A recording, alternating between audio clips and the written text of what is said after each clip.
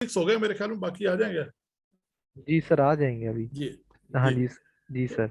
जी। तो क्वेश्चन चल रहा था कि भाई अगर आपको बोर्ड पे ले जाते हैं तो फिर आपने क्या करना है। तो मैंने आपसे बताया ये था कि अगर आपको बोर्ड पे ले जाते हैं तो फिर आपने पढ़ाना नहीं है, उनको बताना है कि आप पढ़ा सकते हैं। आप कहेंगे कि आपने पढ़ाना नहीं है और बताना है कि पढ़ा सकते हैं। मेरे पास अभी ना वो दूसरा कंप्यूटर नहीं है जो पिछले दफा मेरे पास था, जिससे मैं कुछ लिख सकता था। तो इसके मतलब मैं आपको बाद में या कल या परसों के एक और लेक्चर दे दूंगा कि आपने वहां जाके बोर्ड पे प्रेजेंटेशन कैसे करनी है, लेकिन अभी मैं जुबानी कलामी बताने की कोशिश करता हूँ। तो सबसे पहले लिखें टॉपिक, टॉपिक के बाद लिखें ऑब्जेक्टिव्स। ऑब्जेक्टिव्स क्या होते हैं कि at the end of the lecture student must be able to answer these questions. हम आमतौर पे क्या लिखते होते हैं, अल्कीन प्लस ब्रोमीन और एडिशन रिएक्शन हो जाएगा, डबल बॉन्ड खत्म हो जाएगा, हर कार्बन पे एक एक बी आर आ जाएगा, दैट्स ऑल दी रिएक्शन होता है। नहीं, ये नहीं बताना। हर रिएक्शन हम जो पढ़ रहे होते हैं उसके अंदर केमिस्ट्री की टर्मिनोलॉजी ऐड करनी होती है। हमने टाइप ऑफ रिएक्शन जितने पढ़े होते हैं, कितने पढ़े होते हैं, हमने एसिड बेस रिएक्शन पढ़ा होता है, मेटल नॉन मेटल का रिएक्शन पढ़े होते हैं, सब्सटीट्यूशन रिएक्शन पढ़े होते हैं, तो एडिशन रिएक्शन पढ़े होते हैं। तो आप लिख दें, उसके अंदर एक क्वेश्चन बनाते जाएं। तो ये काम बड़ी तेजी के साथ करना होता है। बोर्ड पे वो आपका कोई इंतजार नहीं करेगा। अगर उनको कोई दिलचस्पी का अंसर नजर आया तो वो आपका इंतजार करेंगे, अदरवाइज वो वापस बुला लेंगे। तो इसका मतलब जब भी आपने उधर बोर्ड पे जाना है तो आपने क्या करना है, बड़ी तेजी के साथ आपके जेहन में कुछ क्वेश्चन फौरन, वो जो ही टॉपिक आए तो कुछ बेसिक क्वेश्चन आपके जेहन में आने चाहिए कि किस कैटेगरी के क्वेश्चन है। मसलन अल्कीन और ब्रोमीन का रिएक्शन है, तो इसमें मैं जो क्वेश्चन बनाऊंगा वो क्या बनेंगे, what is electrophile, what is nucleophile, what is the nature of bromine, what is the nature of alkene, what are the addition reactions, what are the substitution reactions, और इसके अंदर हमने सॉल्वेंट कौन सा प्ले करना है। तो इसके अंदर हमने क्या सॉल्वेंट वाटर रखेंगे या कोई और भी रख सकते हैं। ठीक है ना। तो ये 4-5 क्वेश्चन आपने बड़ी तेजी के साथ लिखने हैं। जो ही लिखेंगे उनको पता चल जाएगा भी स्टूडेंट की ग्रिप है। फिर वो अगला क्वेश्चन करेंगे, फिर आपकी मर्जी है कि उनके साथ कैसे खेलते हैं। अगर बाज का होता है कि जो इंटरव्यू जो देने वाला होता है वो पैनल के साथ खेल रहा होता है, अपनी मर्जी के क्वेश्चन निकलवा रहा होता है। और बाज का क्या होता है कि इंटरव्यू लेने वाले उस पर डोमिनेट कर जाते हैं, फिर उनके वो फिर इंटरव्यू देने वाले के साथ खेल रहे होते हैं। तो आपने किसी मौके पर उन्हें इंस्पायर करना है। ठीक है, दूसरों से डिफरेंट नजर आना है। किसी के जिस तरीके से मर्जी आ जाएं आप, नॉलेज के हवाले से आ जाएं, प्रेजेंटेशन के हवाले से आ जाएं, लैंग्वेज के हवाले से आ जाएं। मैंने यूनिवर्सिटी में एक साहब की सिलेक्शन सिर्फ अच्छी इंग्लिश की वजह से होती देखी थी। उन्होंने कहा था कि हमारे पास इतनी अच्छी इंग्लिश बोलने वाला बंदा नहीं है, ये आ जाएगा तो हमारा दूसरे फैकल्टी वाले भी इसकी तुम देखेंगे कैसे इंग्लिश बोलते हैं। तो वो दूसरा उन्होंने सिलेक्शन देखी थी। एक साहब की प्रेजेंटेशन देखी थी, उन्होंने कहा भाई जबरदस्त, इतनी जबरदस्त किस्म की प्रेजेंटेशन पहले नहीं देखी हमने कभी। तो भाई आपने उनको इंस्पायर करना है, किसी हवाले से कर जाए। बात का मैं एक और स्टूडेंट का वाक्य सुनाता हूँ जो सिलेक्शन के दौरान हुआ। उन्होंने केमिस्ट्री सिलेक्ट करने पहले 2-4 ना सब्जेक्ट के आते हैं, सब्जेक्ट के जिस सब्जेक्ट के भी आप हैं, 2 सब्जेक्ट स्पेशलिस्ट बैठे होते हैं, दोनों ने कुछ क्वेश्चन पूछने होते हैं। उसके बाद जो चेयरमैन बैठा होता है उसने पूछना होता है, एक साइकाट्रिस्ट बैठा होता है उसने पूछना होता है, एक आध बंदा कुछ और हो सकता होता है।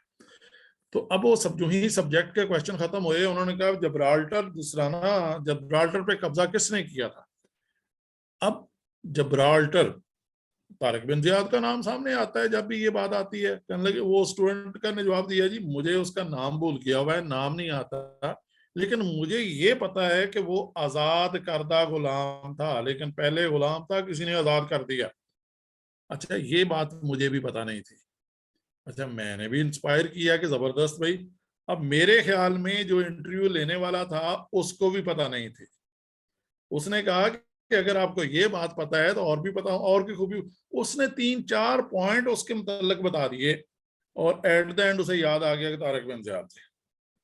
तो अब ये ना एक उसको इंस्पायर करने का तरीका होता है कि आप किस तरीके से सिचुएशन को डील करते हैं। तो आपने कुछ नहीं करना, आपको अल्लाह ने कोई ना कोई ऐसी खूबी जरूर दी होगी जो कि दूसरों से डिफरेंट है, और हमें बात का पता नहीं होता। आपने उस खूबी को दूसरा वहां पर डिस्कवर डिस्कवर पहले करना होता है, वहां आपने हाईलाइट करना होता है। जिस तरीके से वो अभी आपको बता रहा था ना कि वो एक साहब इंग्लिश में जो इंटरव्यू कहा कि उन्होंने कहा चलो ठीक है इंग्लिश में देते हैं, तो फिर वो आहिस्ता आहिस्ता इंग्लिश में शुरू हो गया, फिर पूरा इंटरव्यू उन्होंने इंग्लिश में दिया। और मजे की बात, पहला क्वेश्चन उसने कह दिया मैं तो उर्दू ही बोलूंगा, मुझे इंग्लिश नहीं आती है। वो साहब सिलेक्ट हुए। इसका मतलब जरूरी नहीं कि आप जी जी करें, उनकी हाँ में मिलाएं सिलेक्शन होगी। आप उनको अपना पॉइंट ऑफ व्यू दें, कॉन्फिडेंस के साथ दें, तो वो बाज का लड़के भी आ जाए तो सिलेक्शन हो जाती होती है। मैं एक इंटरव्यू में गया था, रीजनल मैनेजर की पोस्ट थी यूनिवर्सिटी के ना, एक यूनिवर्सिटी है, तो उसके डिफरेंट एरियाज में कैंपसेस थे। एक कैंपस का उनको इंचार्ज बनाना था, उसके उन्होंने नाम, पोस्ट का नाम रखा हुआ था रीजनल मैनेजर। अब उसके लिए पोस्ट की तो मेरा इंटरव्यू था, मैं भी गया वहां पे। तो एक साहब विद इन 30 सेकंड बाहर आ गए, बुलाए 30 सेकंड के अंदर अंदर बाहर। हमने क्या क्या पूछा, हुआ क्या है? वो कहने लगे कि भाई उन्होंने पूछा कि इमाम गजाली का फलसफा आता है। मैंने कहा जी नहीं। उन्होंने कहा फिर यहाँ क्या करने आए हो? टेक्निकली उसको आउट किया गया था। वजह क्या थी? सारी रात सफर किया हुआ था, ड्रेसिंग प्रॉपर नहीं थी, एक मैनेजमेंट की सीट थी, और मैनेजमेंट की सीट पे पहले नंबर पर ड्रेसिंग देखते हैं, पर्सनालिटी देखते हैं। ठीक है। तो एक और साहब, पर्सनालिटी से ये मुराद नहीं है कि आप खूबसूरत नजर आ रहे हो, पर्सनालिटी से मुराद ये है कि आप मजबूत नजर आ रहे हो, डिसीजन आपके क्लियर हो, जो आप बात कर रहे हो वो दूसरे सुने। एक साहब बिल्कुल ही शायराना मजाज थे, लंबे लंबे बाल थे, उसकी सिलेक्शन हुई भी देखी है।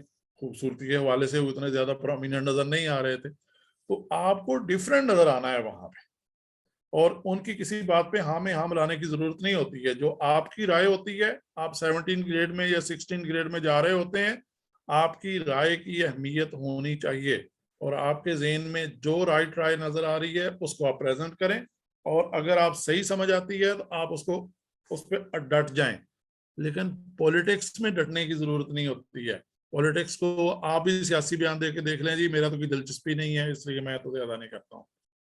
जी, कोई क्वेश्चन जी यहाँ तक? सर मेरा एक क्वेश्चन है। अगर कोई इस तरह का क्वेश्चन हमसे पूछ लिया जाए जिसका आंसर हमें क्लियर ना हो, मीन्स के कंफ्यूजन सी क्रिएट हो जाए, तो हमें अपना पॉइंट ऑफ व्यू देना चाहिए या नहीं? हमें सिर्फ एक्सक्यूज कर देना चाहिए, सॉरी कह देना चाहिए कि नहीं हमें इसका आंसर नहीं आता? मैडम साहब मुझे ये बताएं कि जो आगे बैठे हैं वो केमिस्ट्री के बंदे होंगे या कि और होंगे? उनके पास नॉलेज आपसे ज्यादा है या कम है? तो अगर तो आपको आता है फिर तो आप जाएं, अगर नहीं आता स्ट्रेट फॉरवर्ड कह दें फॉर द टाइम बीइंग मेरे मेरी मुझे याद नहीं आ रहा। लेकिन ये बिल्कुल टर्मिनोलॉजी सुनी हुई है, लेकिन मैं आपको टू द पॉइंट आंसर नहीं दे सकूंगा, तो मुझसे गलत होने के चांसेस है, तो so that's why I excuse it. और या कि नेक्स्ट क्वेश्चन आप मुझसे पूछ लें, आपने चेक करना है तो आप जरूरी नहीं कि इसी क्वेश्चन से चेक करना है, तो आपके और क्वेश्चन पूछ लें, I will be able to answer, तो तरीके से निकल जाए उसमें। तो बाज का क्या होता है कि पूरा आंसर नहीं आ रहा होता, थोड़ा बहुत आ रहा होता है, उन्हें बताएं कि फॉर द टाइम बीइंग मेरे जहन में सिंपल इतना आ रहा है, वो बता के निकल जाए। लेकिन आगे जो बैठे होते हैं उनको भी एक अच्छे कैंडिडेट की जरूरत होती है। हम तो समझ रहे होते हैं ना कि हमें नौकरी की जरूरत है इसलिए इतनी परफेक्ट होना चाहिए, नहीं, उनको भी अच्छे कैंडिडेट की जरूरत होती है। वो किसी एक गलत क्वेश्चन पे किसी कैंडिडेट को आउट नहीं कर रहे होते, उनको भी पता होता है कि दूसरा कि भाई ये एक अच्छा कैंडिडेट है, एक सवाल का जवाब नहीं आया तो कोई बात नहीं। मैं एक अपने स्टूडेंट की कहानी सुना देता हूँ। अब तो वो पीएचडी डॉक्टर हैं और बाहर दूसरे मुल्क में काम कर रहे हैं। तो HEJ की, कराची यूनिवर्सिटी की बात है, मैं भी वहीं से पीएचडी कर रहा था, और मैं गर्मियों की छुट्टियों में जाता था, वो एज ए दूसरा मैं उनकी क्लास पढ़ा रहा था पढ़ाई। और मेरे जाने से पहले उनकी सिलेक्शन हो चुकी थी वहां पे। मैंने पूछा कि कैसे सिलेक्शन हुई? कहने लगे सर सही सवालों के गलत जवाब देके। मैंने कहा जी मुझे कोई बात समझ नहीं आई। फिर उसने बताया, कहने लगे उन्होंने सवाल पूछा था एस्टर की एसिडिक हाइड्रोलिसिस बेहतर होती है या बेसिक? जी आप में से कोई जवाब देना पसंद करेगा? गलत या सही के चक्कर में नहीं पड़ना, सिंपल आप जवाब दें जो आपके जहन में आता है। एनीवन?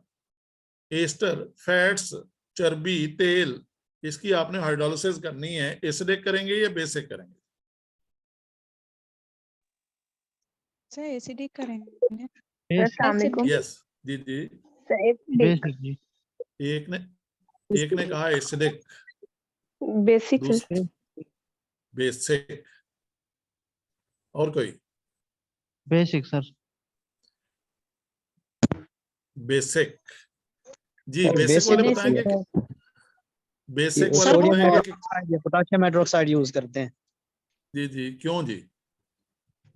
एसिडिक में और बेसिक में क्या डिफरेंस होता है? सर वो तो हम अपनी जरूरत के मुताबिक करेंगे ना। अगर हम तो साल्ट फॉर्मेशन करना चाह रहे हैं तो फिर हम बेसिक करेंगे, लेकिन अगर हम सिंपली उसको फैटी एसिड में कन्वर्ट करना चाह रहे हैं तो फिर हम एसिडिक कर लेंगे। ओके, नहीं, आम तौर पे जब हम रिएक्शन करवा रहे होते हैं, हमारे ज़हन में पहला पॉइंट जो होता है, रिएक्शन शुड बी 100% कंप्लीट, मतलब जितने रिएक्टेंट हैं वो प्रोडक्ट में कन्वर्ट हो जाएं, वो चाहिए होता है हमें। तो वो अगर कोई रिवर्सिबल रिएक्शन होगा तो उसमें 100% रिएक्टेंट जो होते हैं प्रोडक्ट में नहीं जा सकते। आम तौर पे स्टूडेंट से जब ये क्वेश्चन पूछा जाता होता है तो most of the student acidic hydrolysis कहते होते हैं। मुझे खुद समझ नहीं आई, मैं खुद भी यही समझता था कि एसिडिक हाइड्रोलिसिस बेहतर होती है, लेकिन एसिडिक हाइड्रोलिसिस ही कहते होते हैं। तो लेकिन एसिडिक हाइड्रोलिसिस इसका आंसर नहीं है, इसका आंसर है बेसिक हाइड्रोलिसिस। उसका इसको यूं फ्रंट में करना। मोहम्मद साजिद आपकी माइक ऑन है जी। तो बात चल रही थी कि एसिडिक या बेसिक, तो बेसिक हाइड्रोलिसिस बेहतर कंसीडर की जाती होती है। उसकी सिंपल वजह ये होती है कि इसमें क्या बनेगा, अल्कोहल बनेगी और सॉल्ट बनेगा। अब जारी बात है कि रिवर्सिबल रिएक्शन नहीं है, ठीक है। जब रिवर्सिबल रिएक्शन नहीं है तो 100% रिएक्टेंट जो है प्रोडक्ट में कन्वर्ट हो जाएंगे। अब दोबारा अगर हमने इसको एसिड में अल्कोहल में कन्वर्ट करना है तो जो वीक एसिड का साल्ट होता है वो स्ट्रॉन्ग बेस होता है, ठीक है। तो वो जब वीक एसिड, मोहम्मद साजिद आपका माइक जी, तो वो जो फर्ज करें कि कार्बोक्सिलिक एसिड का जो सॉल्ट बनेगा वो sodium salt of carboxylic acid बनेगा, सोप बन जाएगा। तो ये बेसिकली बेसिक सॉल्ट है। तो जब इसमें एसिड डालेंगे तो दोबारा ये एसिड में HCl डालेंगे तो एसिड में कन्वर्ट हो जाएगा। तो मैंने उनसे पूछा कि मैंने कहा ये क्या किया, कहने लगा, उन्होंने पूछा एसिडिक हाइड्रोलिसिस या बेसिक, तो मैंने उन्हें कहा जी एसिडिक। उन्होंने पूछा जी क्यों, तो मैंने कहा जी वीक न्यूक्लियोफाइल स्ट्रॉन्ग न्यूक्लियोफाइल बन जाता है।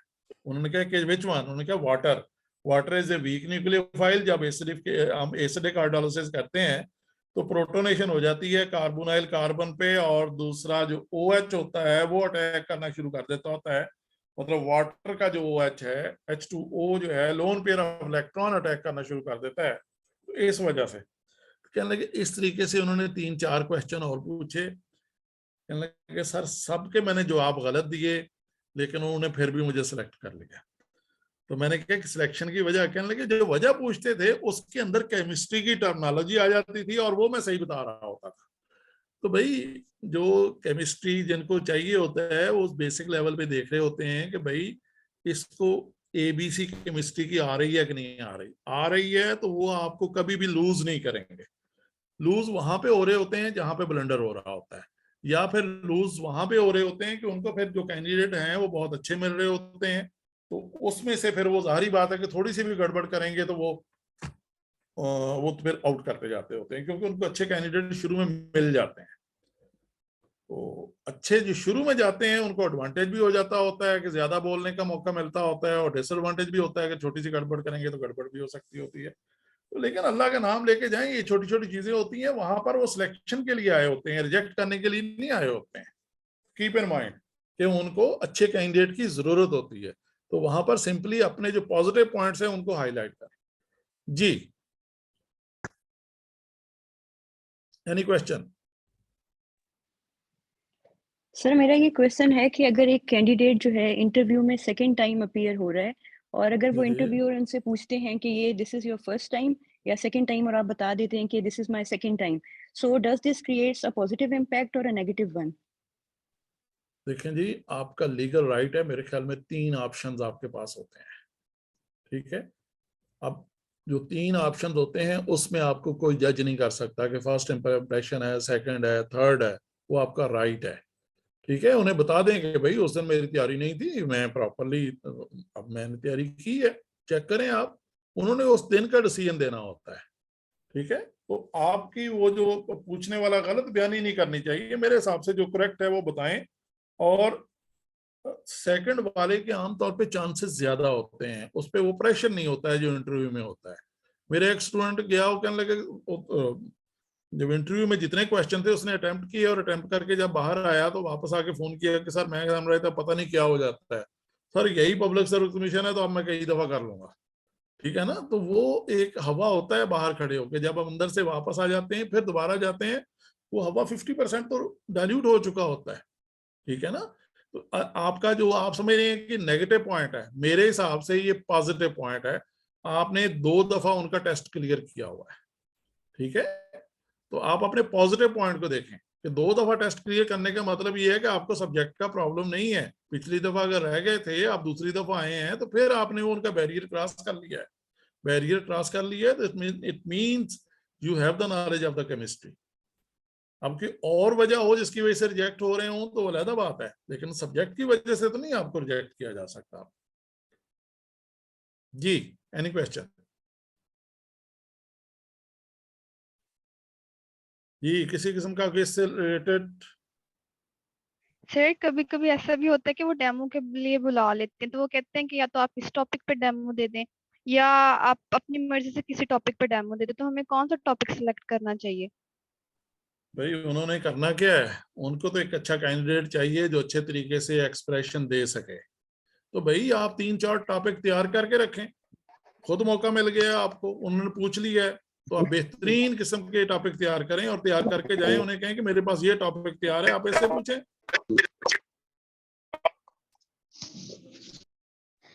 सर अगर कभी वो खुद ही आवाज टॉपिक दे दें कि आप इस टॉपिक पे प्रेजेंटेशन दें और हमें वो टॉपिक प्रिपेयर ना हो, तो फिर हम उनसे एक्सक्यूज कर सकते हैं कि हम उनसे इस पे नहीं एक्सक्यूज नहीं करना होता, उनसे कहना होता है नहीं। देखें हर टॉपिक की तैयारी नहीं है, मैं अभी यूनिवर्सिटी से निकल के आ रहा हूँ यहाँ पे या आ रही हूँ, तो इसलिए अगर आप ये कहेंगे हर टॉपिक मेरा अप टू डेट तैयार है, तो वो नहीं। उन्हें कह देंगे आपने मुझे चेक करना है कि आई कैन टीच और not teach, able to teach और नॉट एबल टू टीच। तो आप मुझे मेरी पसंद का टॉपिक दे दें, मैंने ये 2-3 टॉपिक तैयार किए थे, एक जगह मैंने कहीं इंटरव्यू दिया था, तो आप मुझे इस पे चांस दे दें, आमतौर पे चांस मिल जाता होता है। क्योंकि उन्हें दूसरा ना वो कैंडिडेट अगर हाँ उन्होंने आउट करना है तो फिर नहीं करेंगे आपसे, वो कहेंगे नहीं नहीं इसी पे दें। तो उन्हें कहेंगे, आमतौर पे उन्हें पता होता है कि भाई हर चीज तैयार नहीं होती है, तो आप 2-3 टॉपिक तैयार करके जाएं। मैं इस तैयारी पे दूसरा ना आपको एक लेक्चर दे दूंगा 1-2 दिन में, और कि आपने वहां पे जाके बोर्ड प्रेजेंटेशन कैसे करनी है। जी, और कोई क्वेश्चन? तो मैंने जो आपको बताया कि सबसे पहले ड्रेसिंग की बात की, दूसरे नंबर पे इंट्रोडक्शन की बात की है, तीसरे नंबर पे उनके जो क्वेश्चंस होते हैं तो उनकी बात की है। आमतौर पे अब आपसे वो लाजमी पूछेंगे कि दूसरा ना कि आपने कोई जनरल टॉपिक से रिलेटेड होता है कि जनरल टॉपिक आपने किस तरीके से डील करना है। कोई भी क्वेश्चन वर्ल्ड कप से रिलेटेड कि इसमें क्या क्या चीजें हाईलाइट हो रही हैं, क्यों हो रही हैं, आपका इसमें मतलब राय क्या है, तो आप अपनी राय दें। और बाज़ का ना कुछ लोग पूछ रहे होते हैं इससे रिलेटेड, मसलन ये हिजरी साल कौन सा है, या एक देसी साल चल रहे होते हैं, हाड़ जेठ सावन भादों, वो कौन सा चल रहा है, ठीक है। तो वो कोई भी आप अखबार ले लें, तो उस अखबार पे शुरू में जहां पे फर्ज करें जंग लिखा हुआ है, नवाए वक्त लिखा हुआ है, तो उसके गिर्द ना ये सारी इंफॉर्मेशन मौजूद होती है, वो देख लें। और फिर बाज़ का एब्रीवेशन छोटे छोटे होते हैं, उनको जरूर देख लें। तो मतलब पीटीआई से क्या मुराद है, ठीक है ना, या एक होता है नेशनल इलेक्शन कमीशन सीई या ईसी, तो इससे क्या मुराद है। तो इस तरह के ना कोई अखबार खरीद लें, 2-3 दिन का डॉन वगैरह खरीद लें, उसके अंदर छोटे छोटे एब्रीवेशन जरूर मिल जाएंगे, आप उन एब्रीवेशन को जरूर देख लीजिएगा और उनकी एक लिस्ट बना लें, और लिस्ट जो है एक दूसरे के साथ शेयर भी कर दें, तो उससे थोड़ा सा एक ये बाज़ का एक आध क्वेश्चन इधर से पूछ लिया जाता होता है। जी, और कोई क्वेश्चन थी? सर ये जो जीके के क्वेश्चन होते हैं इनके भी मार्क्स होते हैं अगर इनके प्रॉपर्ली आंसर ना दिए जाए, ड्रॉप हो जाए? भाई इंटरव्यू के अंदर ओवरऑल इंप्रेशन जाना होता है, ठीक है, और हर एक के पास इक्वल नंबर्स होते हैं, तो इसलिए हर क्वेश्चन को वहां पे आपने डील करना है। और स्पेशली जो जनरल नॉलेज के क्वेश्चन होते हैं वो सब्जेक्ट से हटके पूछ रहे होते हैं, और इसलिए पूछ रहे होते हैं कि भाई सब्जेक्ट तो ठीक है, इसके अलावा भी कुछ पता है कि नहीं पता है। बेसिकली उन्हें टीचर की जरूरत नहीं होती, उन्हें लीडर्स की जरूरत होती है कि आप ये क्लास में खड़े हो जाएं तो आपकी कोई बात सुनेगा भी कि नहीं सुनेगा। अगर तो सुनेगा तो आपकी सिलेक्शन होगी, अगर उन्हें डाउट हो गया कि इनकी बात कोई नहीं सुनेगा तो कोई सिलेक्शन नहीं होगी। तो इसका मतलब सबसे पहले जो इंपॉर्टेंट चीज होती है वो एजुकेशन एनवायरनमेंट में नॉलेज की बात होती है।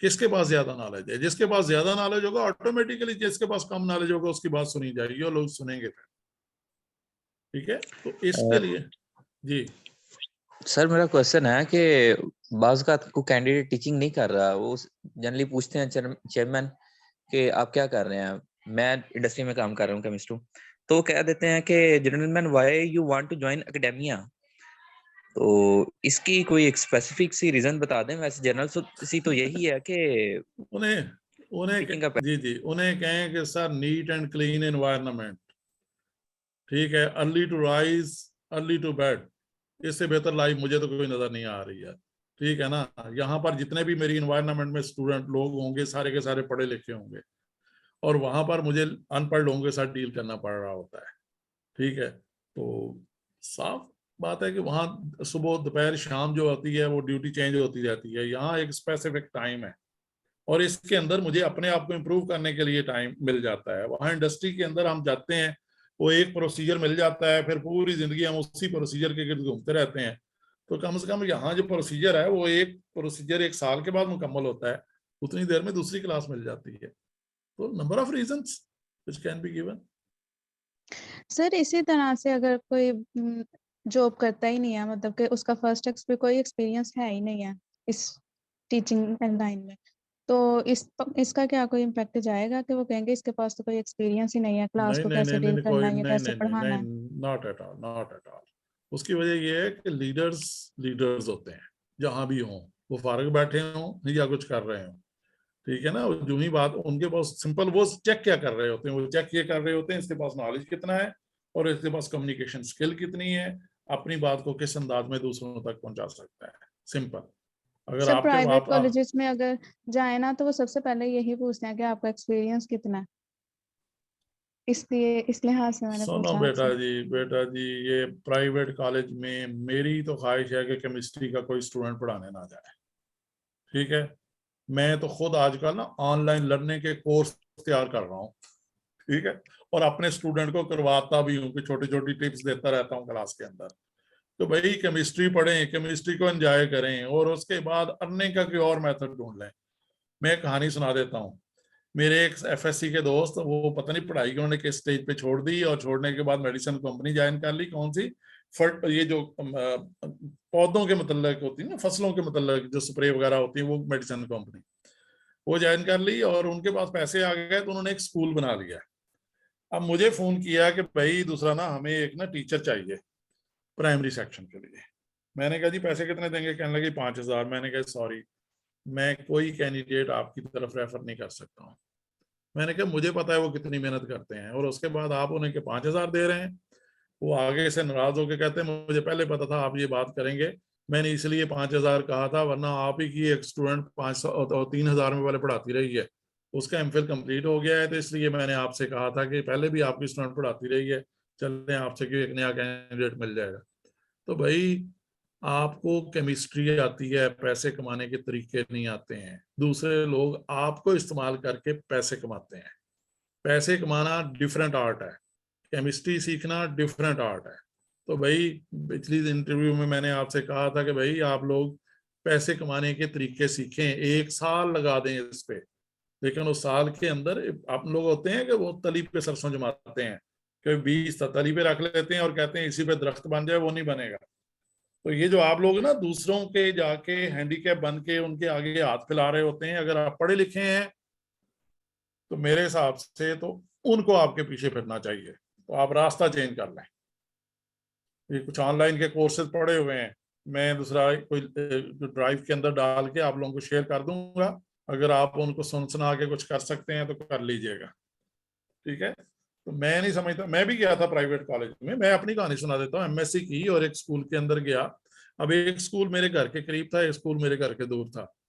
तो पहले जहां मैंने एप्लीकेशन दी थी वो घर के करीब था, इंटरव्यू के लिए कॉल कहाँ किया जा रहा था जो घर से दूर था। तो मैंने कहा पहले मैं दूसरा जो घर के करीब है वहां से पता कर लूँ।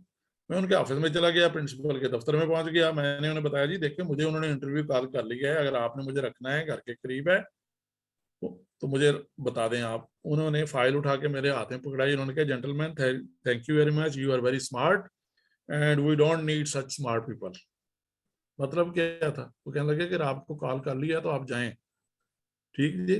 तो भाई अगर उनको आपकी जरूरत है तो वो रखेंगे, जरूरत नहीं है तो नहीं रखेंगे। अगर आपको वो उनको जवाब देने का तरीका होता है, आपसे जान छुड़ाने का तरीका कि भाई आपके पास एक्सपीरियंस नहीं है, अदरवाइज उनको जरूरत हो तो वो मैट्रिक वाले को भी बुला के खड़ा कर देते होते हैं किसने एमएससी की हुई है, तो वो वजह नहीं होती जो आपको बताई जा रही होती है। जी अस्सलाम वालेकुम सर। वालेकुम सलाम। सर मोस्टली ये क्या है कि मेंबर साहब की तरफ से ना ये क्वेश्चन पूछा जाता है इंटरव्यू में कि why should we select you. तो सर ये इसका बेस्ट रिप्लाई क्या है इंटरव्यू पॉइंट ऑफ व्यू से? बेसिकली ये फंसाने का एक तरीका होता है, ठीक है। उन्हें कहेंगे भाई पहली बात ये है कि मुझे जॉब की जरूरत है इसलिए आप सिलेक्ट कर लें, ठीक है।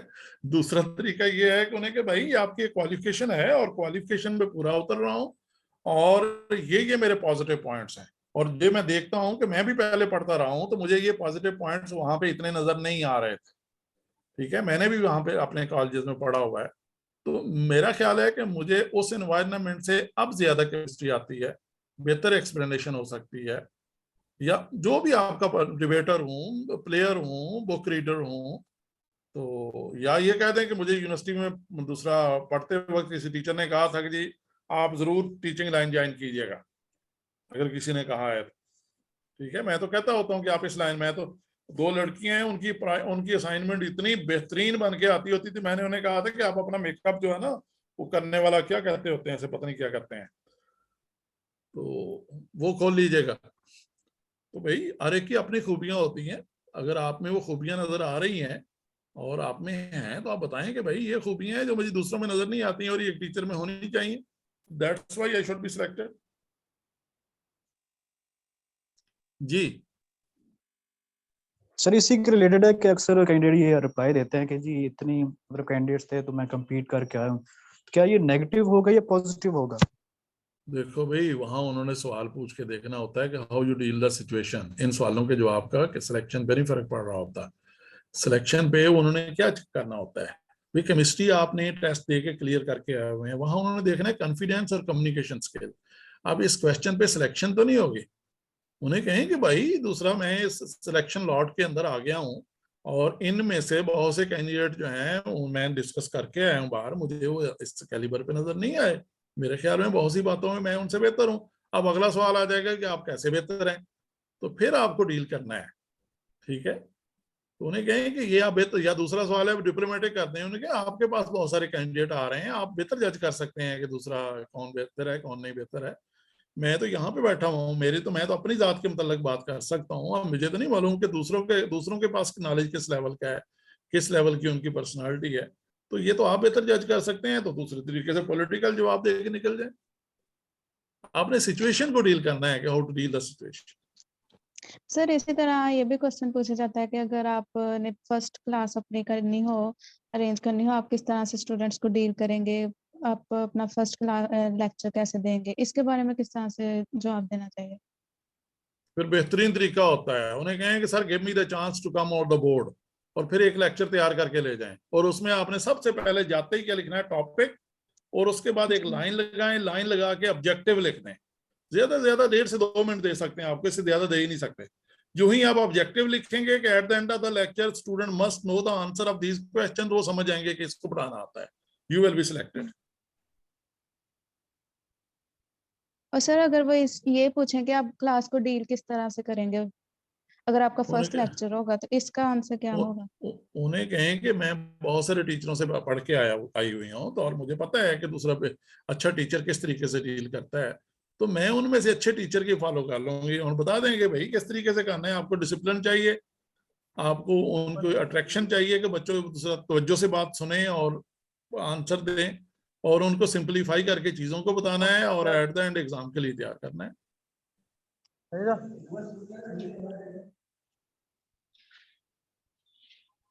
साबिरुल्लाह जी सर। आपका मेरे ख्याल में माइक ऑन था जी। जी लास्ट 3 क्वेश्चंस। मेरा ख्याल था कि 15-20 मिनट का लेक्चर होगा, ये मेरे ख्याल में घंटे से ज्यादा हो गया है। सर मेरा क्वेश्चन ये है कि मेरा स्पेशलाइजेशन इनऑर्गेनिक है। ठीक है। और उसने ये क्वेश्चन पूछा वो प्रोफेसर ने कि एंटी मार्कोनिका फ्रूट कहाँ पे यूज होता है, तो मैंने कहा सर मेरा तो इनऑर्गेनिक है, तो क्या ये क्वेश्चन ठीक था या नहीं? देखें भाई, जब आप कॉलेज में थे तो आप जब पढ़ रहे होते थे तो आपने कभी पूछा था कि सर आप इनऑर्गेनिक की स्पेशलाइजेशन है, ऑर्गेनिक है, फिजिकल की है, पूछा कभी आपने? कॉलेज लेवल पे उनको केमिस्ट चाहिए होता नहीं, आपसे पूछा गया ना, तो क्या आपने कभी टीचर से पूछा जब आप स्टूडेंट थे ना? एफएस नहीं पूछा ना, आपको पता ही नहीं था कि स्पेशलाइजेशन होती है। आपकी नजर में वो क्या था? एक केमिस्ट्री का टीचर था, ठीक है ना? वो केमिस्ट्री का टीचर क्या करेगा? केमिस्ट्री का टीचर ऑर्गेनिक भी पढ़ाएगा, इनऑर्गेनिक भी पढ़ाएगा, फिजिकल भी पढ़ाएगा। तो आपने की तैयारी का लेवल क्या होना चाहिए? आप यूनिवर्सिटी में जाके अगर सेमेस्टर सिस्टम में पढ़े हुए हैं, तो अगर एमएससी लेवल पे एमएससी की हुई है, तो आपको पहले साल या पहले 2 सेमेस्टर में जो कुछ पढ़ा हुआ है वो आपको वहां तक तैयार होना चाहिए। अगर आपने बीएस किया हुआ है तो 5वें और 6ठे सेमेस्टर तक जो कुछ आपने पढ़ा हुआ है वहां तक तैयार होना चाहिए, क्योंकि 7वें 8वें में फिर स्पेशलाइजेशन की चीजें आ जाती हैं। तो ये जो मार्कोव रूल है, तो ये तो आपने एफएससी में पढ़ा हुआ है, तो भाई एफएससी का क्वेश्चन है ये। आप क्यों समझते हैं कि ऑर्गेनिक इनऑर्गेनिक का क्वेश्चन है? अब एफएससी के बगैर तो नहीं आप आगे जा सकते। तो बेसिक लेवल की केमिस्ट्री कहीं भी पूछी जाएगी तो वो आनी चाहिए। इसका नेगेटिव इंपैक्ट जाएगा अगर आपने इस सवाल का जवाब ना दिया। Yes sir. और एफएससी को आप बार बार पढ़ें, या फिर ये होता है कि मुख्तलिफ लेक्चर सुन लें, कहीं जा रहे हैं ना तो कुछ लेक्चर ढूंढ लें अच्छे, या कोई खुद लेक्चर दे के रिकॉर्ड कर लें या दूसरों से रिकॉर्ड करवा लें। तो कहीं भी ट्रेवलिंग कर रहे हैं तो माइक हेडफोन जो है लगाएं कानों पे और दूसरा सुनना शुरू हो जाए। घंटे के अंदर अंदर लेक्चर खत्म हो जाएगा, चैप्टर खत्म हो जाएगा। भाई 12 दिनों के अंदर 12 चैप्टर। सर क्या आपके पास इतना टाइम होगा कि आप हमारा मॉक इंटरव्यू ले सकें? बेटा जी ये क्वेश्चन पहले भी आया था, मैं ये करना नहीं चाहूंगा। उसकी वजह ये होती है कि हर इंटरव्यू पैनल का जो स्टाइल होता है वो डिफरेंट होता है। अगर मैं आपके साथ ये कंडक्ट कर दूंगा तो आप सब के सब उस पैटर्न को फॉलो करना शुरू कर देंगे, और मुमकिन है उस पैटर्न पे कोई क्वेश्चन ही ना आए, उसका इंटरव्यू ना कंडक्ट हो, तो that will be the misguide situation. ठीक है सर। जी और कोई क्वेश्चन? Last question.